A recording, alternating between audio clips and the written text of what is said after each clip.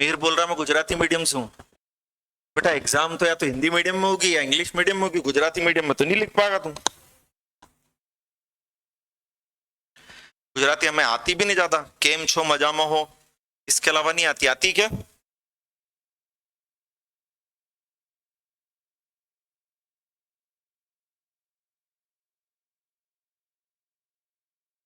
हाँ हाँ आ जाओ।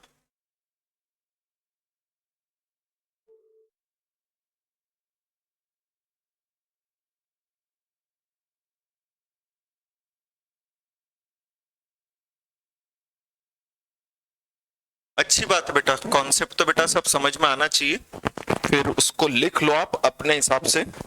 बट हाँ, आंसर में लिखने का मीडियम या तो इंग्लिश रहेगा या हिंदी रहेगा। गुजराती में अपन नहीं लिख पाएंगे।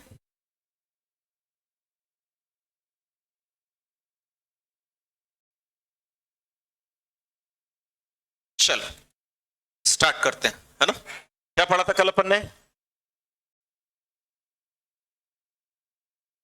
तो हमने पढ़ा था राइट्स कितने तरह के होते हैं?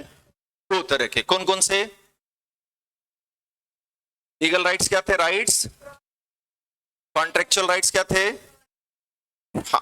तो अगर हमारे किसी भी राइट का क्या होता है, क्या क्या क्या, तो हमें या रेमेडी लेने का राइट होता है। बट वो रिलीफ कौन देगा? तो कोर्ट में जाकर हमें केस फाइल करना है या या प्लेन फाइल करना है ना। तो जब हम केस फाइल करेंगे तो कोर्ट कंसीडर करता है किनको?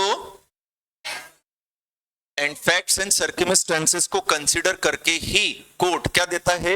डिसीजन। फैक्ट्स एंड सर्कमस्टेंसेस को कंसीडर करते ही कोर्ट क्या देता है? एंड फैक्ट्स एंड सर्कमस्टेंसेस को हमें क्या देकर?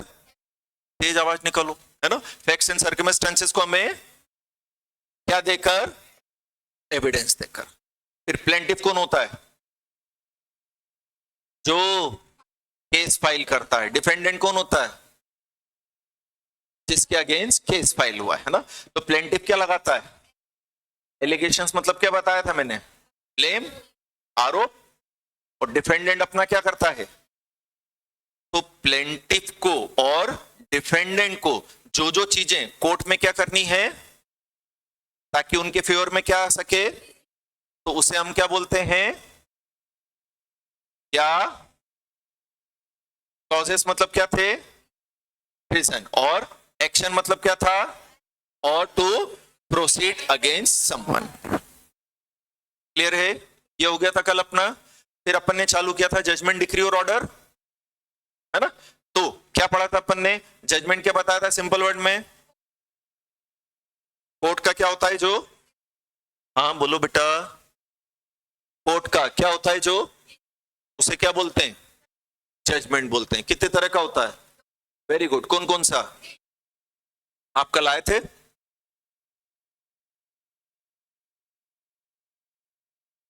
हाँ। तो कोर्ट का क्या होता है बेटा? जो डिसीजन, उसे क्या बोलते हैं? जजमेंट। तो कितने तरह का होता है?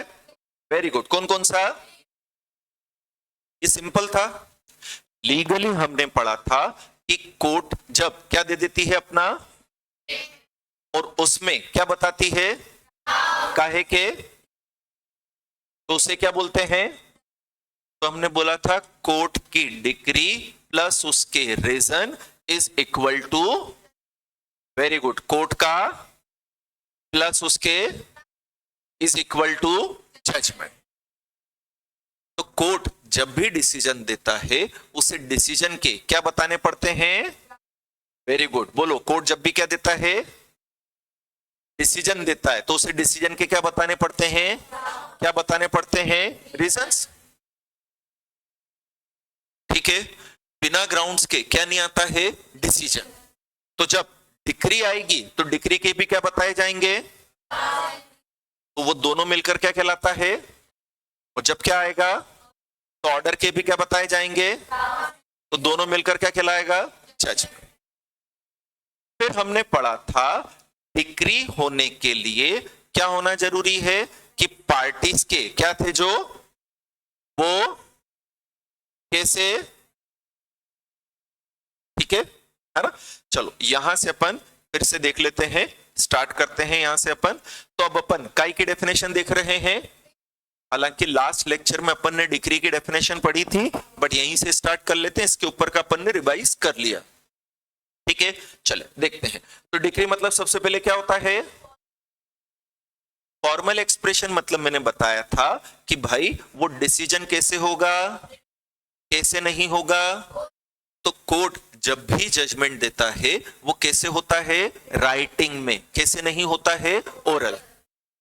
फिर एडजुडिकेशन का मतलब पढ़ा था हमने, प्रोसेस ये डिसाइड करने की कि क्या सही है और क्या गलत है। वापस से क्या था, प्रोसेस ये डिसाइड करने की कि क्या क्या गलत है।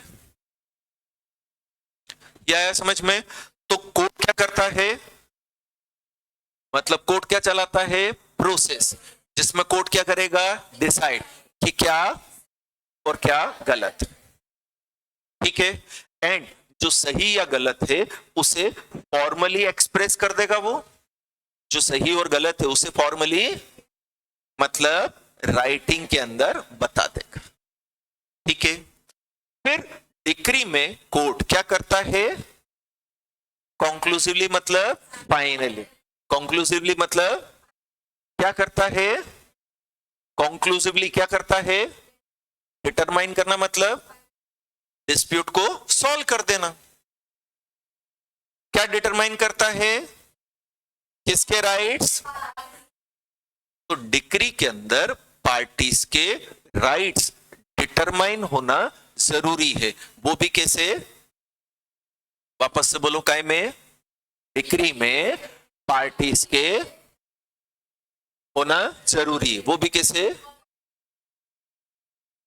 ठीक है, जैसे हमने बोला था मिसेस शर्मा ने काय का केस फाइल किया, हाँ डाइवोर्स का कि डिवोर्स का, कुछ भी बोल सकता है, अमेरिकन इंग्लिश अलग चलती है और हाँ ब्रिटिश इंग्लिश अलग चलती है। ये समझ में आया है ना। तो क्या बोला कि मिसेस शर्मा ने केस फाइल किया, उन्होंने अपने राइट्स क्लेम किए। क्या राइट क्लेम किया कि उन्हें क्या दिलवाओ, हाँ तलाक दिलवा दो। ठीक है, दूसरा दूसरा क्या क्या लाई थी वो, गोल्ड लाई थी ना शादी में, वो वापस दिलवाओ। और क्या दिलवाओ, प्रॉपर्टी में हिस्सा दिलवाओ। अब कोर्ट एक साथ सब डिसाइड कर सकता है, हाँ। अगर कोर्ट ने एक साथ सारे राइट्स डिसाइड कर दिए, अगर कोर्ट ने एक साथ सारे डिस्प्यूट सॉल्व कर दिए, तो जो डिक्री है उसे क्या कहा जाता है, फाइनल डिक्री। क्योंकि अब केस क्या हो चुका है, खत्म। कोर्ट सारी चीजें क्या कर चुका है, फाइनलाइज। अब उस मैटर पर कोर्ट में कोई प्रोसीडिंग्स नहीं। बट कोर्ट चाहे तो एक एक करके भी डिसाइड कर सकता है, हाँ। कोर्ट चाहे तो एक एक करके भी डिसाइड कर सकता है, हाँ। अगर कोर्ट एक एक करके डिसाइड कर रहा है तो डिक्री तो तब भी आई, और वो डिक्री कौन सी कहलाती है, प्रिलिमिनरी डिक्री। प्रिलिमिनरी डिक्री मतलब इंटरिम डिक्री। प्रिलिमिनरी डिक्री मतलब क्या होता है, इंटरिम। इंटरिम मतलब टेम्पररी। इंटरिम मतलब नॉट फाइनल। टेम्पररी मतलब क्या होता है, नॉट फाइनल। टेम्पररी मतलब कुछ समय का, कुछ समय का मतलब ये फाइनल क्यों, क्योंकि अभी और प्रोसीडिंग्स चलेगी। अभी मैंने सारे झगड़े सॉल्व, मैंने केवल, कोर्ट ने केवल ये बोला हाँ हम दोनों का क्या करवा रहे हैं, तलाक। अब बोले कितना सोना शर्मा जी का है, कितना मिसेस शर्मा का, ये अभी हम डिसाइड करेंगे। शर्मा जी की प्रॉपर्टी में से मिसेस शर्मा को कितना हिस्सा मिलेगा, अभी हम ये डिसाइड करेंगे। बट एक मैटर तो डिसाइड कर दिया ना, कि नहीं कर दिया, तो डिक्री तो आ गई ना। तो वो डिक्री कौन सी कहलाती है बेटा, फिर कोर्ट ने सोने वाला मैटर भी डिसाइड कर दिया, गोल्ड वाला भी। अगेन कौन सी डिक्री आई, फिर जब कोर्ट क्या कर देगा, इस मैटर को भी डिसाइड कर देगा, तो कौन सी डिक्री आ जाएगी, फाइनल डिक्री आ जाएगी। कौन सी डिक्री आ जाएगी बेटा, final decree.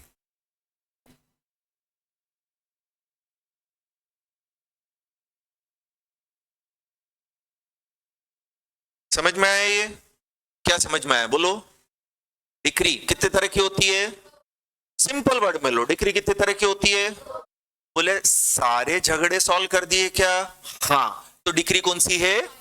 Very good. Final क्यों है?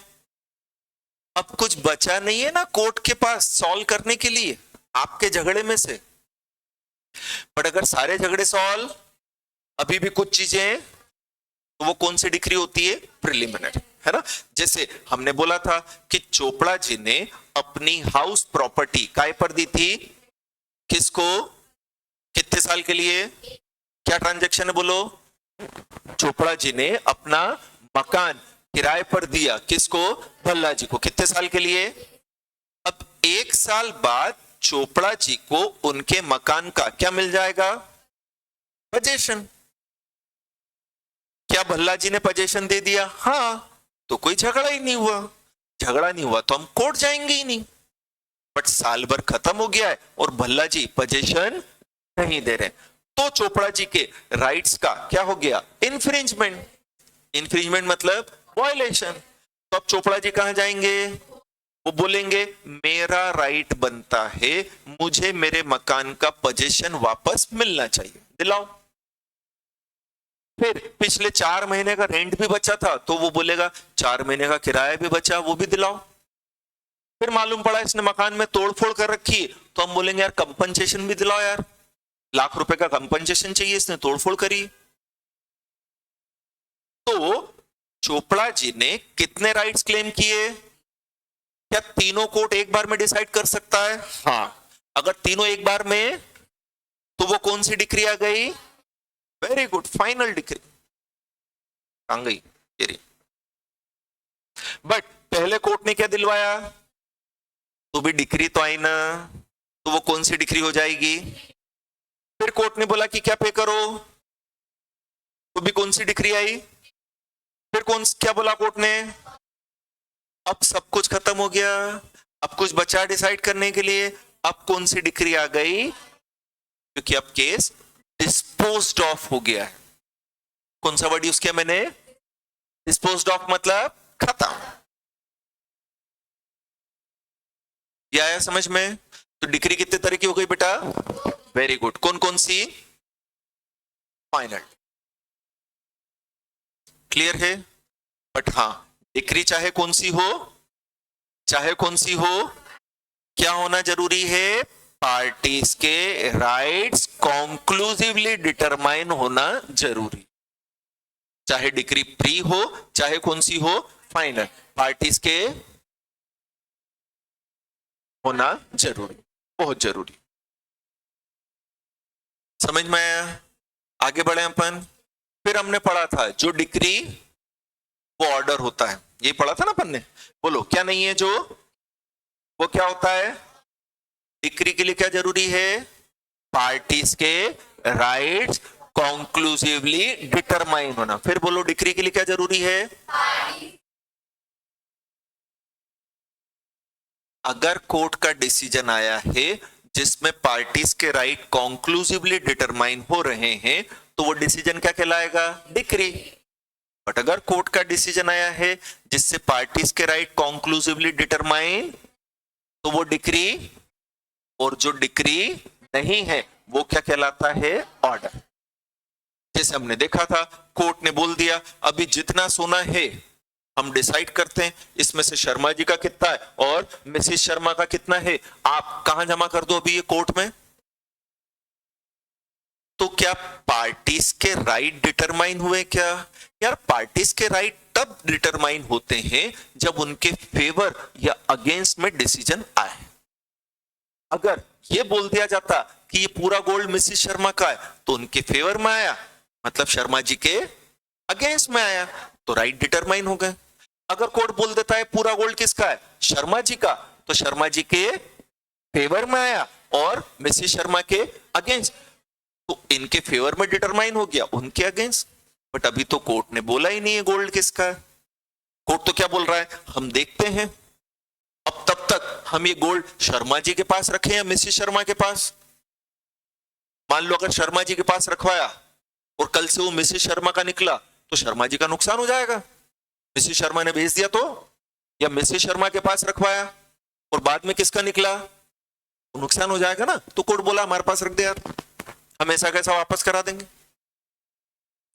तो क्योंकि पार्टीज के राइट डिटरमाइन नहीं हुए तो ये क्या नहीं है, और जो डिक्री वो क्या होता है, ऑर्डर। तो ये क्या कहलाएगा बेटा, order.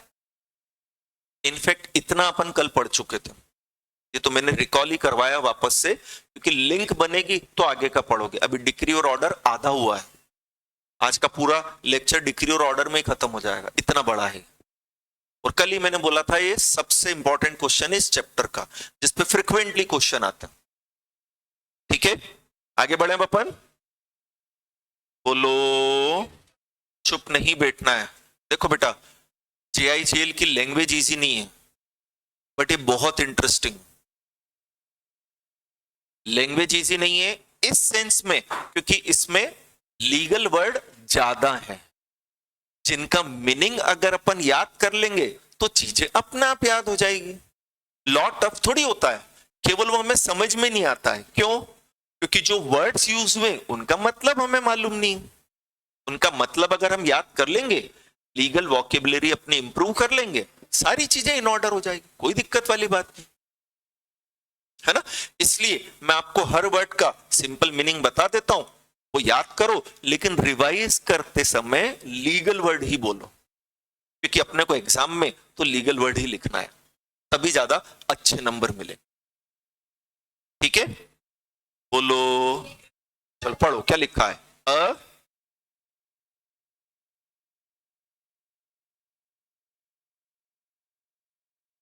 As soon as judgment is pronounced, as soon as judgment is pronounced, बोला अब ये क्या वर्ड है, जजमेंट इज प्रोनाउंस। तो आप याद करो ऐसी कोई भी मूवी जिसमें कोर्ट रूम ड्रामा देखा हो आपने, अरे जॉली LLB 3 देखी होगी, अभी कोर्ट रूम ड्रामा आते रहते हैं। तो एट द एंड कोर्ट जब डिसीजन देता है तो उसे ओपन कोर्ट में सुनाता है। ये देखा ना आपने, कोर्ट बोलता ना तमाम सबूतों, हालातों और गवाहों को मद्देनजर रखते हुए इस इकाई की सजा दी जाती है फांसी की, तो उसे जजमेंट क्या करना बोलते हैं, प्रोनाउंस। ये समझ में आया। तो ओपन कोर्ट में, ओपन कोर्ट क्यों बोला मैंने, जिसकी इच्छा है वो कोर्ट में आ सकता है। आपने मूवी में देखा होगा ना, जब कोर्ट लगा है कोई भी बैठा रहता है वहां पर, कोई भी आ सकता है, कोई दिक्कत नहीं है ना। तो वो ओपन कोर्ट इसलिए कि it is open for all, आप आ सकते हो। एंड ओपनली कोर्ट अपना डिसीजन प्रोनाउंस करता है। प्रोनाउंस करता मतलब ओरली बोल के सुनाता है। तो पहले डिसीजन क्या किया जाता है, प्रोनाउंस। फिर हम बोलते हैं मेरे को तो राइटिंग में चाहिए, तो फिर कोर्ट अपना डिसीजन लिखा हुआ हमें अवेलेबल करा देता है, जिसे क्या बोलते हैं बेटा अपन, जजमेंट। हमें तो लिखा हुआ ही मिलेगा, बट लिखी हुई कॉपी देने के पहले कोर्ट अपने डिसीजन का कंक्लूजन सुना देता है कि भैया मेरा डिसीजन ये है, अब मैं आपको 1-2 दिन में लिखी हुई कॉपी भी क्या करवा दूंगा, अवेलेबल। ये समझ में आया अपने को, है ना। अब मान लो आज का डेट हो गई 25 कि 26 है, 26 नवंबर। आज कोर्ट ने जजमेंट क्या किया, प्रोनाउंस। ठीक है, अब मुझे जजमेंट की क्या चाहिए, कॉपी। मुझे जजमेंट की क्या चाहिए, मैंने कोर्ट से मांगी, कोर्ट ने जजमेंट की कॉपी 29 को साइन करके दी। जजमेंट पे साइन कब हुए, वेरी गुड। जजमेंट प्रोनाउंस कब हुआ, तो जजमेंट कब से इफेक्टिव माना जाएगा, 26 से, 29 से नहीं। जब ये कोर्ट ने क्या कर दिया था, प्रोनाउंस, तभी से मान लिया जाएगा, है ना। यही लाइन यहां पर लिखी है, क्या, a decree and not on the date when it is sealed and signed. तो जजमेंट 2 तरह का होता है, डिक्री या ऑर्डर। तो जैसे ही जजमेंट क्या किया जाता है बेटा, वो इफेक्टिव हो जाता है। जैसे 26 कोई बोल दिया कि हाँ ए ऑफेंडर है, इसे गिरफ्तार किया जाए, और जबकि डिसीजन की कॉपी कब साइन हुई, तो अगर आप बोल रहे हो कि ये 29 से इफेक्टिव है, तो 29 तक आप ऑफेंडर को अरेस्ट नहीं कर पाओगे फिर तो। नहीं समझे भाई, 26 को कोर्ट ने बोला कि ए को जेल भेजा जाए, जबकि जजमेंट पे साइन करके कब दिया, 29 को। अगर आप 29 से इफेक्टिव बना रहे हो तो ए को जेल कब भेजोगे आप, 29 को। बट हम बोल रहे हैं नहीं, जैसे ही जजमेंट क्या होता है वो इफेक्टिव हो जाता है, तो ए को पकड़ के जेल में डाल देंगे, भले ही जजमेंट की कॉपी बाद में आएगी, उससे मतलब नहीं। क्लियर है? तो लास्ट टाइम बोल के बताएं, जैसे ही जजमेंट क्या होता है, डिक्री और ऑर्डर एग्जिस्टेंस में आ जाते हैं, खासकर डिक्री। ठीक है, डिक्री एग्जिस्टेंस में आ जाती है। तब नहीं आती है जब मैं ऑर्डर या डिक्री की कॉपी क्या करके दूंगा, साइन। जब प्रोनाउंस किया था तभी आ जाते, तब आ जाती, मतलब तब से ही उसे मानना पड़ेगा। नेक्स्ट नेक्स्ट क्या दिया है, पढ़ो पूरा और फिल इन द ब्लैंक्स भरने की कोशिश करो।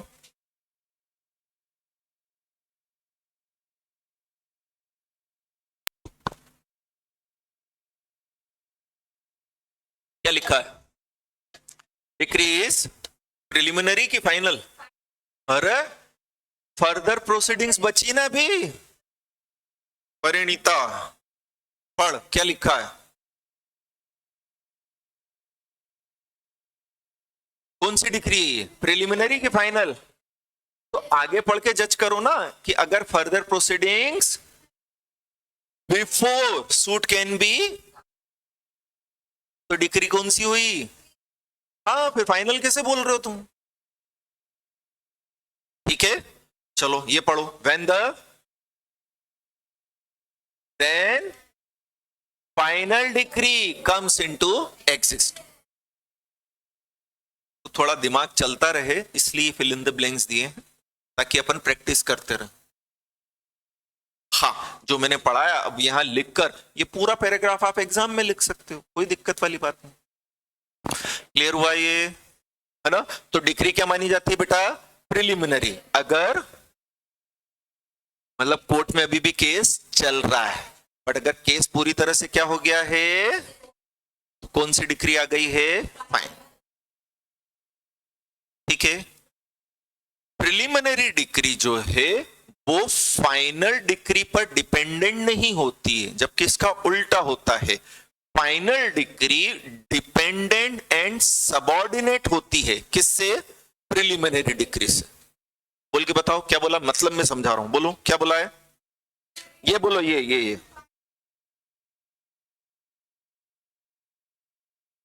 एंड गिव्स, वापस से बोलो एक बार, बिना देखे बोलो, बिना देखे, भले हिंदी में बोलो, कोई दिक्कत नहीं। Final decree dependent and subordinate है, किससे, प्रिलिमिनरी डिक्री से। और वो प्रिलिमिनरी डिक्री को ही क्या देती है, इफेक्ट, उसी को इफेक्टिव बनाती है। बोले क्या मतलब हुआ, अगर कोर्ट ने प्री डिक्री भी दी है, प्रिलिमिनरी डिक्री को प्री डिक्री भी बोलते हैं, है ना। कोर्ट ने अगर क्या दी है बेटा, तो है तो वो डिक्री ना, मतलब पार्टीज के राइट्स कॉन्क्लूसिवली डिटरमाइन हुए हैं ना। तो जब कोर्ट कौन सी डिक्री देगा, तो फाइनल डिक्री में डिसीजन प्री डिक्री के अगेंस्ट जाकर नहीं आएगा, फाइनल डिक्री में डिसीजन प्री डिक्री के अगेंस्ट जाकर नहीं आएगा, क्योंकि फाइनल डिक्री तो डिपेंडेंट है किस पर, तो जो प्री डिक्री में कहा था उसी को आगे बढ़ाया जाएगा। कहां पर, फाइनल डिक्री सबऑर्डिनेट है, सबऑर्डिनेट मतलब वेरी गुड, उसका पार्ट है, उसके अधीन है, उससे छोटी है। किससे छोटी है, तो बड़ा कौन है, और बड़े को छोटे की सुनना है कि छोटे को बड़े की सुनना है, तो फाइनल डिक्री को हमेशा सुननी पड़ती है, किसकी, सिंपल वर्ड में प्री डिक्री में जो क्या दे दिया गया है, डिसीजन, वही डिसीजन फर्दर कंटिन्यू रहेगा, कहां पर, फाइनल डिक्री में।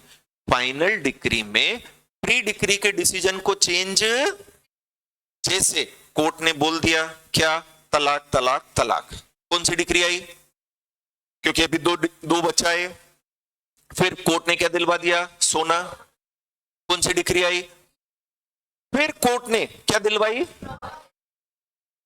अब प्रॉपर्टी वाला डिसीजन देते समय कोर्ट बोल रहा है कि नहीं, वो जो 1 किलो सोना किसको मिल गया, मिसेस शर्मा को, वो एक्चुअली किसका है, शर्मा जी का। ऐसा नहीं बोल सकता कोर्ट, क्योंकि जब कोर्ट ने ये डिसाइड किया कि ये गोल्ड किसका है, मिसेस शर्मा का, तो कॉन्क्लूसिवली डिटरमाइन किया है और अपने ही डिसीजन को वो चेंज नहीं कर सकता। तो जब फाइनल डिक्री आएगी उसमें भी प्री डिक्री शामिल रहेगी। प्री डिक्री में जो डिसीजन है वो फाइनल में चेंज नहीं हो सकता है।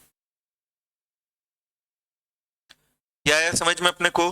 तो यहां पर जैसे कोर्ट ने क्या दिलवा दिया, पोजेशन, फिर क्या दिलवा दिया, 4 महीने का रेंट, फिर क्या दिलवा दिया। अब जैसे कंपनसेशन वाला मैटर डिसाइड किया, कौन सी डिक्री आ गई, तो उस समय कोर्ट ये नहीं बोल सकता है कि यार हमने 4 महीने का रेंट गलत दिलवा दिया, 3 महीने का ही दिलवाना था। नहीं, तुमने डिसीजन कॉन्क्लूसिवली दिया है, तुम अपने डिसीजन को चेंज नहीं कर सकते। और जो प्री डिक्री में तुमने बोल दिया है वो फाइनल में मौजूद होगा ही। तो प्री डिक्री मकान के फाउंडेशन की तरह है जिस पर फाइनल डिक्री खड़ी भी है। अगर फाउंडेशन हटा दिया तो मकान गिर जाएगा और मकान वैसा ही बनेगा जैसे मकान का क्या है, फाउंडेशन, नींव है, बेस है। तो प्री डिक्री डिसीजन का क्या है, बेस, और फाइनल डिक्री उस बेस से अलग नहीं जा सकती। समझ में आया। चलो ये लाइन समझ में आ गई, क्या बोला है,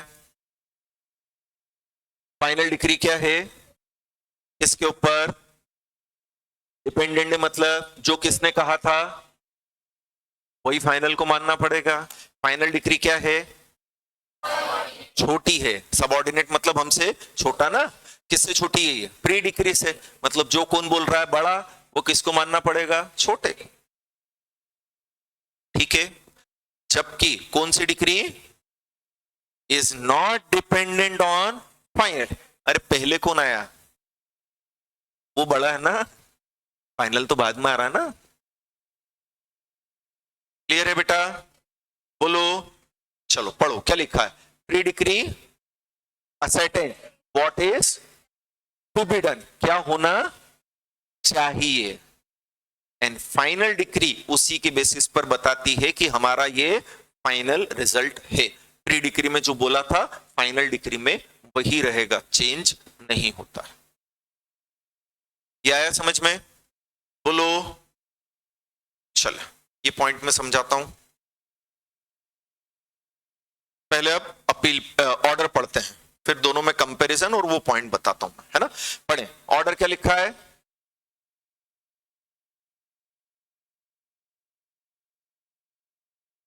क्या भरूं यहां पर, पक्का तो हमने पढ़ा है। जो क्या नहीं है वो क्या है, परिणीता बोलती जा, जो क्या नहीं है वो क्या है, ऑर्डर। अच्छा देखो, डिक्री में भी यही लिखा था, ऑफ एनी एडजुडिकेशन, एडजुडिकेशन मतलब वही डिसीजन किसका, कोर्ट का। तो दोनों की लाइन लेंथ तो वैसे ही चालू हुई, बट ये नहीं लिखा कि राइट्स को क्या करती है, डिटरमाइन, क्योंकि अगर ये राइट्स को क्या करेगी तो क्या बन जाएगी, डिक्री। और जो क्या नहीं है वो क्या है, तो इसका मतलब ऑर्डर में राइट्स डिटरमाइन नहीं होते। ठीक है। जैसे शर्मा जी और मिसेस शर्मा में डिवोर्स का केस चल रहा है, अब उसमें एक मैटर है कि उनके बच्चा की कस्टडी किसको मिले, बच्चा किसके पास रहेगा। होता है ना, डिवोर्स का जब केस होता है ना, तो बच्चा मम्मी के पास रहेगा, पापा के पास रहेगा, ये भी कौन डिसाइड करता है, कोर्ट। तो कोर्ट ने बोला कि जब तक ये डिसाइड नहीं हो जाता कि बच्चे की कस्टडी किसे मिले, तब तक कस्टडी मां के पास ही रहेगी। क्या ये डिसीजन फाइनल हो गया क्या? क्योंकि बाद में चेंज भी हो सकता है ना। हमने यही बोला कि जब तक कोर्ट ने क्या बोला कि जब तक डिसीजन नहीं आता है तब तक बच्चा किसके पास रहेगा, मां के पास। फिर हम डिसाइड करते हैं किसके पास रहेगा। तो फाइनली ये हो गया क्या कि बच्चा मां के पास ही रहेगा। फाइनली ये हो गया क्या कि शर्मा जी को बेटा मिलेगा ही नहीं या बच्चा मिलेगा ही नहीं, नहीं, कोर्ट डिसाइड करेगा ना। तो कोर्ट का ये डिसीजन डिक्री है क्या? नहीं। और जो डिक्री वो क्या है, ये ऑर्डर कहलाएगा। हाँ, फिर जब कोर्ट बोल देगा नहीं बच्चा किसके पास रहेगा, मां के पास ही रहेगा, ये डिक्री है। अब शर्मा जी के राइट्स क्या हो गए हैं, अफेक्ट, क्योंकि डिसीजन उनके अगेंस्ट आया है।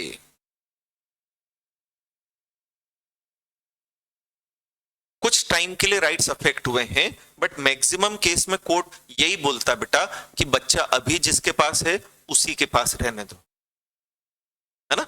बच्चा नॉर्मली छोटा बच्चा तो मां के साथ ही रहता है, तो बोले कोर्ट यही बोलता है, बोले अभी पोजीशन एज इट इज रखो। क्या रखो? जब तक झगड़ा खत्म नहीं हो जाता ना, जब तक हम झगड़ा खत्म करके डिसीजन नहीं देते ना, जो जैसा उसको वैसा रहने दो। तो अगर बच्चा मां के पास है वहीं रहने दो, और अच्छा पिताजी के पास है तो कोर्ट यही बोलता भी यहीं रहने दो। फिर हम डिसाइड करते हैं किसके पास रहेगा। ये आया समझ में? जैसे आपने क्रिमिनल केसेस में देखा है कि कोर्ट ऑफेंडर को क्या दे देता है, बेल। अब उसे बेल मिल गई है तो क्या वो ऑफेंडर नहीं है, ये डिसाइड हो गया।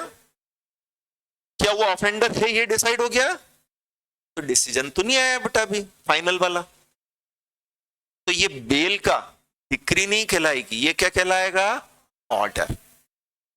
कि कोर्ट बोलता अभी इसे छोड़ दो, प्रोसीडिंग्स चल रही है, फिर हम डिसाइड करते हैं कि ये ऑफेंडर है या नहीं। अगर ये क्या है, ऑफेंडर, तो इसको जेल भेज देंगे। तो वो डिक्री आएगी फिर, जिसमें कोर्ट बोलेगा हाँ ये अपराधी है, जेल भेज। या कोर्ट बोलेगा नहीं ये अपराधी नहीं है, हम इसे अपराध मुक्त कर रहे हैं, फ्री फ्रॉम ब्लेम कर रहे हैं, वो डिक्री है। बट कोर्ट ने बीच में उसे क्या दे दी बेटा, बेल, कि जा। तो वो डिक्री नहीं है, वो क्या है बेटा, ऑर्डर।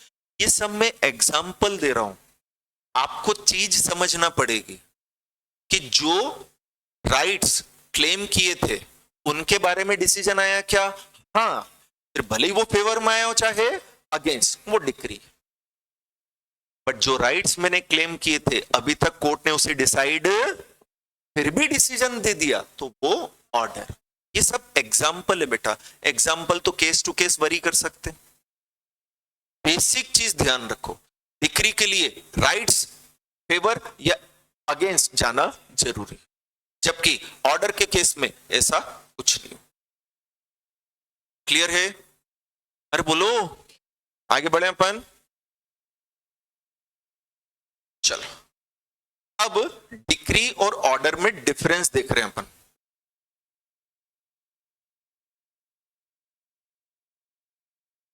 और दोनों को और अच्छे से समझ भी लेंगे,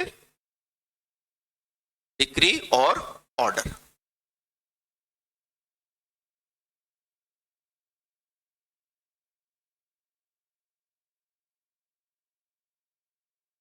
पहला पॉइंट तो अपने राइट्स वाला हो गया।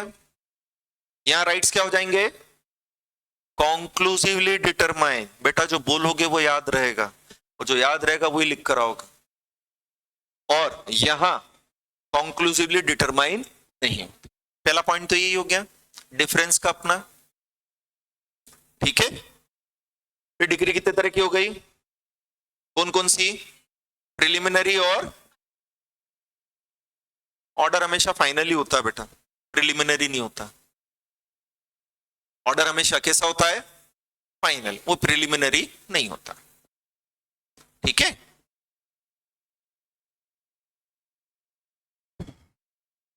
अपील समझते हो, लोअर कोर्ट के डिसीजन से अगर हम सेटिस्फाइड नहीं है तो बड़ी कोर्ट के पास जाकर हम क्या करते हैं बेटा, अपील, ठीक है। अपील क्या होता है बेटा, if a person is not satisfied with the decision delivered by lower court, then he may approach to higher court to check the decision. It is known as appeal. कि एक person अगर छोटी court के decision से satisfied नहीं है तो वो बड़ी कोर्ट के पास जा सकता है कि यार छोटी कोर्ट का डिसीजन मुझे सही नहीं लग रहा है, आप बड़े हो, आप चेक करो क्या ये डिसीजन सही है। उसे हम क्या बोलते हैं बेटा? अपील। सिंपल वर्ड में समझ में आया? बोल के बताओ। एक पर्सन अगर, if a person is not with the decision, मतलब वही जजमेंट है ना, तो वो किसके पास जा सकता है? जैसे है ना डिस्ट्रिक्ट कोर्ट है बेटा, कौन सा कोर्ट है? अब अगर उसने क्या दिया था? जजमेंट, मतलब वही कोर्ट का क्या आया था? अब अगर प्लेंटिफ या डिफेंडेंट दोनों में से कोई भी अगर उससे सेटिस्फाइड नहीं है, हो सकता है डिसीजन प्लेंटिफ के फेवर में आया हो, तो डिफेंडेंट बोल रहा है डिसीजन सही नहीं है, तो डिफेंडेंट उससे सेटिस्फाइड नहीं है। हो सकता है डिसीजन डिफेंडेंट के फेवर में आया हो, तो प्लेंटिफ उससे सेटिस्फाइड नहीं है। तो दोनों में से कोई भी पार्टी जो डिसीजन आया है अगर उससे सेटिस्फाइड नहीं है तो वो क्या कर सकते हैं? अप्रोच कर सकते हैं किसके पास? हाई कोर्ट नहीं, हायर कोर्ट। हायर कोर्ट मतलब बड़ी कोर्ट। जैसे डिस्ट्रिक्ट कोर्ट से बड़ा कौन होता है? Court of session. क्या होता है बेटा? तो कोर्ट ऑफ सेशन के पास जाकर अपील करेंगे। कोर्ट ऑफ सेशन के पास जाकर क्या करेंगे बेटा? अपील। ये समझ में आया? अब जैसे यही अपने शर्मा जी और मिसेस शर्मा वाला केस था, ठीक है, मिसेस शर्मा ने बोल दिया क्या ये डोमेस्टिक वायलेंस करता है, मतलब मारता पीटता मेरे को। डोमेस्टिक वायलेंस समझते हो ना? तो बोले डोमेस्टिक वायलेंस का भी उन्होंने मैटर उठा रखा था, एंड कोर्ट ने बोल दिया 3 महीने के लिए जेल भेजो। किसको? शर्मा जी को। हालांकि क्रिमिनल मैटर हो गया। कौन सा मैटर हो गया? बट अपील तो सिविल मैटर में भी होती, क्रिमिनल में भी, तो मैं समझा रहा हूं, ठीक है। तो कोर्ट ने बोल दिया कितने महीने के लिए जेल भेजो। अब शर्मा जी सेटिस्फाइड नहीं है यार, वो बोल रहे हैं पिटाई तो मेरी होती थी रोज, उल्टा जेल किसको जाना चाहिए? मिसेस शर्मा को। मेरे को जेल भेज दिया कोर्ट ने। बट कानून तो क्या होता है? जो सबूत दे देगा उसकी सुन लेगा वो तो नहीं, एंड सबूतों के साथ साथ कोर्ट का झुकाव किसकी तरफ होता है? फीमेल की तरफ। मैक्सिमम केस में जो फीमेल बोलती है कोर्ट मान लेता, मेल की सुनता ही नहीं। अब जेल भेज दिया यार, शर्मा जी डिसीजन से सेटिस्फाइड, तो वो अपील कर देंगे किसके पास जाकर? Court of session. क्या कि यार ये डिस्ट्रिक्ट कोर्ट का डिसीजन मेरे को सही नहीं लग रहा है, आप देखो एक बार। तो फिर डिस्ट्रिक्ट कोर्ट का डिसीजन कौन चेक करेगा? Court of session. तो कोर्ट ऑफ सेशन में हमने क्या करी है बेटा? अपील। क्लियर हुआ ये? बोलो। जैसे प्रैक्टिकली एग्जांपल लें तो सलमान खान ने वो लोगों पर गाड़ी चढ़ाई थी ना, रोड पे सोते हुए लोगों पर, नहीं तो उसका केस कहां चला था? जोधपुर डिस्ट्रिक्ट कोर्ट में पहले। वहां उसे सजा हुई कि हाँ, तो जोधपुर में तो हिरण मारा था उसने, मुंबई में चलाई थी गाड़ी। तो सलमान खान का नाम सुना? उसने वो रोड पे सोते हुए लोगों पे गाड़ी चलाई थी ना, वो मुंबई का केस है। जोधपुर में तो काला हिरण मारा था ना, सुना है नहीं सुना केस? तो अब वो मुंबई में लोगों पे गाड़ी चलाई, तो पहले मुंबई डिस्ट्रिक्ट कोर्ट में केस गया। डिस्ट्रिक्ट कोर्ट ने बोल दिया सलमान खान दोषी है, तो सलमान खान ने अपील कर दी किसके पास? कोर्ट ऑफ सेशन के पास, कि भैया नहीं मेरी तो कोई गलती नहीं है, छोटा कोर्ट मान नहीं रहा, इसमें अक्कल नहीं, तुम सुनो, ठीक है। तो ये क्या हो गई? अपील। अब कोर्ट ऑफ सेशन ने भी बोल दिया, बोले क्या? नहीं, डिस्ट्रिक्ट कोर्ट का डिसीजन क्या है? सही है। भाई अपील के अंदर क्या होगा? या तो बड़ा कोर्ट ये बोलेगा कि छोटी कोर्ट का डिसीजन सही है, या ये बोलेगा कि छोटी कोर्ट का डिसीजन सही, यही होगा ना बेटा। अगर उसने बोल दिया छोटी कोर्ट का डिसीजन, तो मतलब बड़ा कोर्ट यही बोल रहा है तेरे को जेल जाना ही है। बट अगर उसने बोल दिया नहीं छोटी कोर्ट का डिसीजन सही, तो वो डिसीजन को क्या कर देगा? सेट असाइड, मतलब कैंसिल। कैंसिल मतलब खत्म, कैंसिल मतलब खत्म, मतलब अब ये डिसीजन मानने की जरूरत नहीं है, नहीं है मतलब जेल जाने की जरूरत नहीं। बट अगर कोर्ट ने बोल दिया नहीं ये डिसीजन सही है, तो इससे बोलते हैं कोर्ट ने डिसीजन को क्या कर दिया, कंफर्म। क्या कर दिया, तो जेल जाना पड़ेगा यार। समझ में आया? देखो सारी चीजें नई है, तुमने थ्योरेटिकली ये सुनी होगी, बट प्रैक्टिकल चीजों के साथ अगर इसको पढ़ना है रिवाइज करते रहना पड़ेगा, है ना। तो जब भी क्या होती है अपील, बोलो क्या होती है जब भी, तो या तो बड़ी कोर्ट क्या करती है, छोटी कोर्ट के डिसीजन को कंफर्म कर देती है, कंफर्म कर देती मतलब सपोर्ट कर रही कि बोले यार इसका डिसीजन क्या है सही, या वो डिसीजन को क्या कर देती है, जिसे क्या बोलते हैं, और कंफर्म, ये दो वर्ड आते हैं, लीगल वर्ड ही यह है, समझ में? ठीक है। अब अगर डिसीजन को क्या कर दिया, कंफर्म क्या कर दिया, तो फिर शर्मा जी को लग रहा है अभी भी, बोले नहीं यार ये कोर्ट ऑफ सेशन में भी अक्कल नहीं है, इसका डिसीजन क्या है गलत, तो फिर वो फर्दर अपील करने पहुंच गए, किसके पास, हाई कोर्ट के पास। किसके पास पहुंच गए, बिल्कुल, अरे यार केस तो सुप्रीम कोर्ट तक खींचते ना, केस तो कहां तक खींचते हैं, अपील ही तो जाती है, तो वो किसके पास पहुंच गए बेटा, हाई कोर्ट के पास। ठीक है। अब हाई कोर्ट पहली बार अपील सुन रहा है कि दूसरी बार सुन रहा है, इस मैटर पर अपील पहली बार हुई है कि दूसरी बार हुई, नहीं समझे क्या बोला मैंने, पहली अपील कहां हुई थी, इसे फर्स्ट अपील बोलते हैं, फिर उसी मैटर पर अपील करने कहां चले गए, इसे सेकंड अपील बोलते हैं। और अगर हाई कोर्ट के भी डिसीजन से आप सेटिस्फाइड नहीं हो तो कहां जाते हो, इसे अपील टू सुप्रीम कोर्ट कहा जाता है।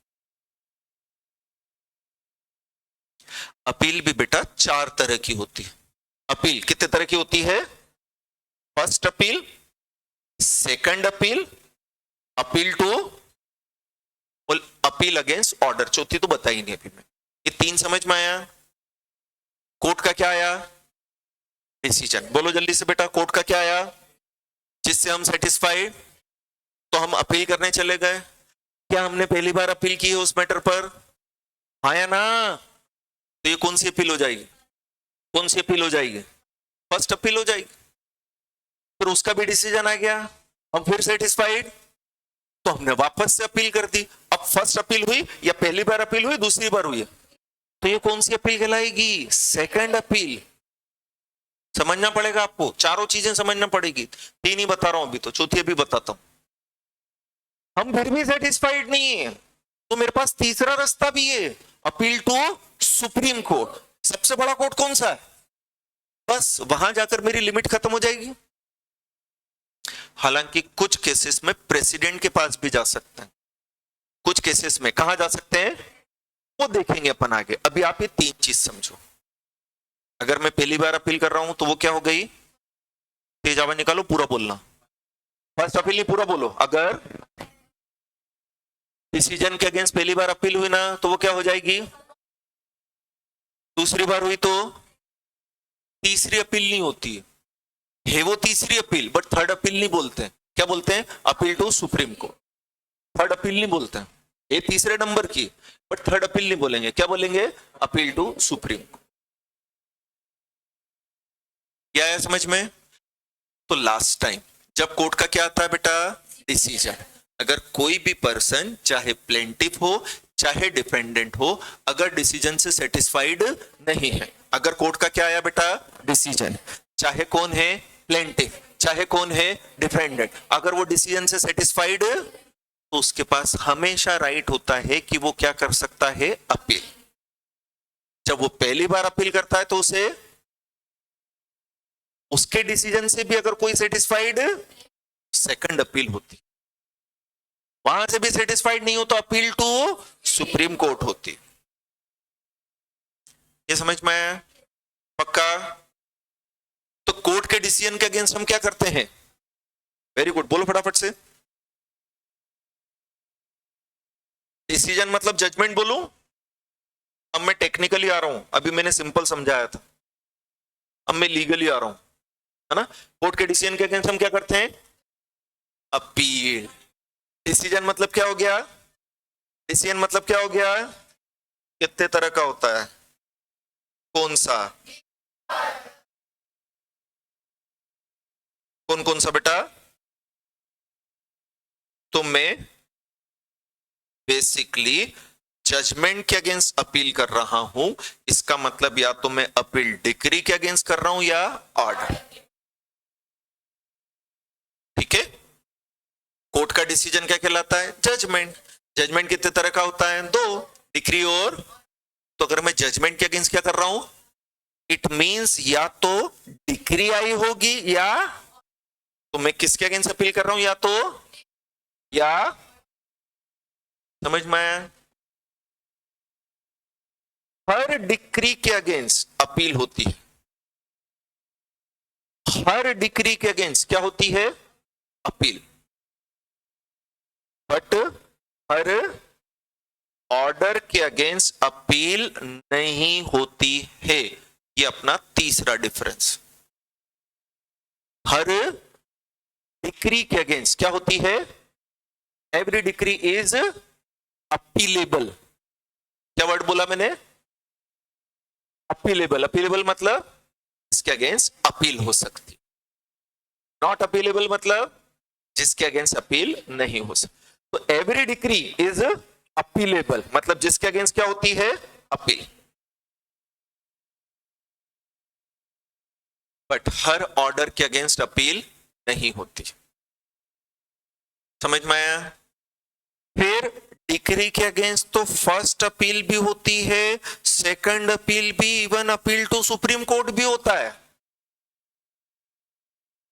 हर डिक्री के अगेंस्ट फर्स्ट अपील भी होती है बेटा, और इवन अपील टू, हर ऑर्डर के अगेंस्ट अपील। जो ऑर्डर अपीलेबल बताए हैं, क्या बताए हैं? उन्हीं के अगेंस्ट क्या होती है? अपील। और उनके अगेंस्ट भी ओनली फर्स्ट अपील होती है, सेकंड और सुप्रीम कोर्ट नहीं होता है। ये डिफरेंस समझाने के लिए मैंने बीच में अपील समझाई। ठीक है, वापस से, हर डिक्री के अगेंस्ट अपील होती है, फर्स्ट अपील भी, even appeal to supreme court भी, बट हर अपील नहीं होता है। उन्हीं ऑर्डर के अगेंस्ट क्या होती है? जिन्हें अपीलेबल ऑर्डर बताया है। जिन्हें क्या बताया है बेटा? उन्हीं ऑर्डर के अगेंस्ट अपील होती है जिन्हें क्या बताया है? Appealable order. और 5 ऐसे ऑर्डर बताएं जिनके अगेंस्ट अपील होती है। आप समझे मेरी बात? इनके अगेंस्ट भी केवल फर्स्ट अपील होती है। अपीलेबल ऑर्डर के अगेंस्ट भी केवल एक ही बार अपील होगी, दूसरी बार नहीं होगी। क्लियर हुआ? बोलो। हाँ, पलक बोल के बता बेटा।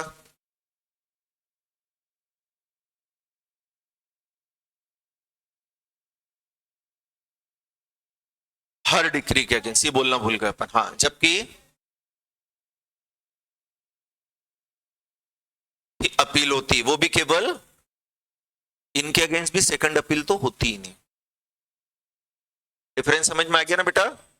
बोलो पक्का? आगे बढ़ू मैं? अब ऐसा क्यों होता है, इसका लॉजिक समझ लोगे तो याद रह जाएगा। बताओ क्यों होता है ऐसा? कोई बताना चाहेगा? डिक्री में मेरे राइट्स अफेक्ट हो रहे हैं, इसलिए मुझे अपील करने का राइट है। ऑर्डर में तो मेरे राइट अफेक्ट ही नहीं हो रहे, इसलिए अपील करने का राइट ही नहीं दिया है। सिंपल सा लॉजिक है इसका। अगर शर्मा जी को बोल दिया है कि तेरे को जेल जाना है, तो उसके राइट अफेक्ट हो रहे ना, तो फिर वो अपील करेगा ना यार। बट अगर अभी ये बोला है कि सोना कोर्ट में जमा कर दो, तो किसी के राइट अफेक्ट, तो फिर अपील करने से जरूरत क्या है जब तेरे राइट्स अफेक्ट नहीं हो रहे? तो ये लॉजिक है, एक्चुअल लॉजिक है। कि भाई डिक्री में तो क्या अफेक्ट होते हैं, राइट्स। अब अगर डिसीजन मेरे गलत है, मेरे अगेंस्ट है, तो मेरे लिए गलत है ना वो, तो मैं बड़ी कोर्ट के पास अपील करूंगा ना। इसलिए बेटा हर डिक्री में अपील करने का राइट, हर डिक्री में। रेयरली एक आध एक्सेप्शन होगा, छोड़ दो उसको, हर डिक्री में अपील करने का राइट, जिसका केवल एक कारण है, मेरे राइट्स अफेक्ट हो रहे हैं यार, मेरे अगेंस्ट डिसीजन आया। ऑब्वियसली यार जिसके फेवर में आया वो तो अपील नहीं करेगा। मिसेस शर्मा अपील करेंगे क्या जाकर कि शर्मा जी को जेल मत भेजो? अबे तुम तो जेल भिजवा रहे हो। तो जिसके अगेंस्ट आता है वही जाता है ना अपील करने, जिसके फेवर में आया ऑब्वियसली वो तो नहीं जाएगा। तो जिसके अगेंस्ट आया उसको एक बार और सुनो तो सही यार।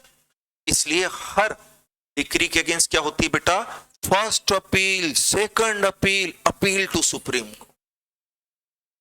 इनजस्टिस कहीं नहीं होना चाहिए, इसलिए इतनी अपील का राइट दिया है कि भाई एक का डिसीजन हो सकता है गलत है, जज भी तो इंसान ही है यार, जो डिसीजन दे रहा है वो जज है, तो जज साहब भी तो इंसान ही है ना, और गलती किससे होती है? तो यार जज से भी हो सकती है यार, गलत डिसीजन दे दिया उसने, तो इसलिए कंसिडर करवा लेना 3 बार। बट यार ऑर्डर में तो मेरे राइट्स पर कोई फर्क पड़ नहीं रहा है, इसलिए मैंने अपील करने का राइट ही नहीं दिया। कुछ ऑर्डर ऐसे होते हैं जिन पे राइट्स पे फर्क पड़ता है, तो उन पर अपील करने का राइट दे दिया, कर लिया अपीलेबल ऑर्डर। क्लियर है? समझ में आया? हाँ, तो क्या लिखा है, नो। समझाओ क्या मतलब हुआ इसका? ठीक है, बोलो वापस से क्या? हाँ, ऑर्डर के अगेंस्ट कोई भी appeal, unless it is clearly, जब तक लिखा ना हो कि अपील कर सकते हो तब तक अपील कर ही नहीं सकते हैं। तो जब तक उसे क्या ना बताया हो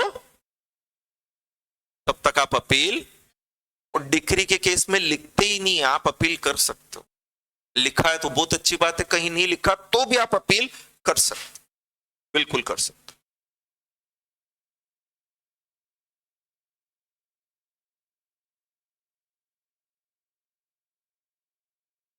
तो भी जा सकता हूं, बिल्कुल। जैसे शर्मा जी को 3 महीने की जेल हुई, मिसेस शर्मा को लग रही बोले 2 साल के लिए तो अंदर भेजना था इसको कम से कम, 3 महीने क्यों? तो मिसेस शर्मा जा सकती है, बोले नहीं ये डिसीजन ठीक नहीं लग रहा मुझे, 3 महीने के लिए नहीं 2 साल के लिए तो कम से कम अंदर हो, बिल्कुल जा सकती। जैसे कोर्ट ने मैक्सिमम सोना किसको दिलवा दिया, मिसेस शर्मा को, और थोड़ा बहुत किसको दिलवाया, मिसेस शर्मा तो उसमें भी सेटिस्फाइड नहीं, बोले तो पूरा मेरा था। जा सकती हूं, बिल्कुल जा सकती हूं, बट हाँ नॉर्मली ऐसा होता नहीं, बट राइट तो है। 99.9% केस में वही व्यक्ति जाता है डिसीजन जिसके अगेंस्ट, जिसके फेवर में आया वो भी जाना चाहे, कोई प्रॉब्लम नहीं है, कोई प्रॉब्लम, बिल्कुल जा सकता। क्लियर है? जैसे 4 महीने का अपन ने रेंट मांगा था, अपने को कोर्ट ने कितने महीने का दिलवाया, केवल, सेटिस्फाइड ही नहीं है, हमको तो पूरे 4 महीने का मिलना चाहिए था, भले ही डिसीजन मेरे फेवर में है, बट मैं नहीं हूं सेटिस्फाइड, मैं जाऊंगा, बिल्कुल जाऊंगा, कोई दिक्कत। ठीक है बेटा, अब ये दिया है क्या इसके बीच में, चलो भरो फिल इन द ब्लैंक्स, क्या लिखा है?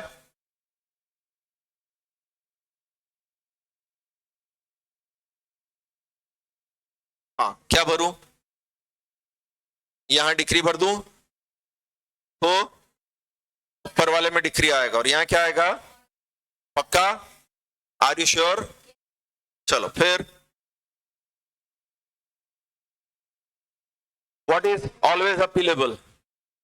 वेरी गुड, डिक्री आएगा यहां, unless prohibited by law, law मना कर रहा है तो ठीक है, अदरवाइज तो अपील कर सकते हो, जबकि where as an is unless permitted by law. तो ये डिफरेंस के पॉइंट जो मैंने आपको बताया वो यहां लिखे हुए है ना। फिर बोलो अगला क्या,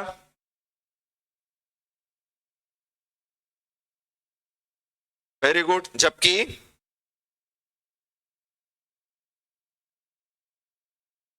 फिर क्या बोला,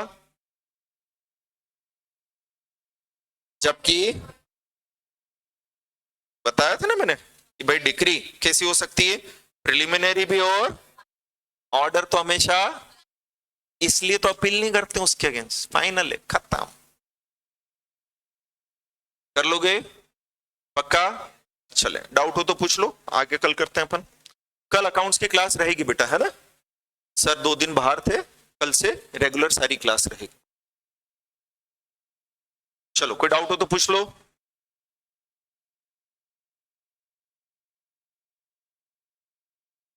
हाँ, श्रीनिधि का पूछना है कि sir give an example where an order is put for appeal. बेटा ये 5 ऑर्डर हैं जिनके अगेंस्ट अपील होती है ना? ये 5 ऑर्डर हैं जिनके अगेंस्ट अपील होती है, बट बेटा ये आगे के प्रोविजन से कनेक्टेड है, इसलिए मैं इसे यहां नहीं समझा रहा हूं। ये 5 पॉइंट में ही पढ़ाऊंगा आपको, बट ये आगे के प्रोविजन से कनेक्टेड है, इसलिए यहां मैंने इनकी डिटेल नहीं ली, बट ये पढ़ना अपने को पढ़ेंगे, मैं ही पढ़ाऊं। बट इस स्टेज पर ये पढ़ना मुझे जस्टिफाइड नहीं लग रहा, इसलिए आगे पढ़ेंगे। हाँ, मैटर्स इन द सूट मतलब डिस्प्यूट इन द सूट। बेटा कभी जनरल लाइफ में नहीं बोला इन दोनों के बीच में क्या मैटर हो गया, क्या मतलब हुआ इसका? वही जनरल लाइफ में बोलते ना, इन दोनों के बीच में पता नहीं क्या इशू हो गया। इशू हो गया मतलब dispute. Issue, matter, matter here means dispute. Matter के अलग मीनिंग भी हो सकते हैं, but here it means dispute.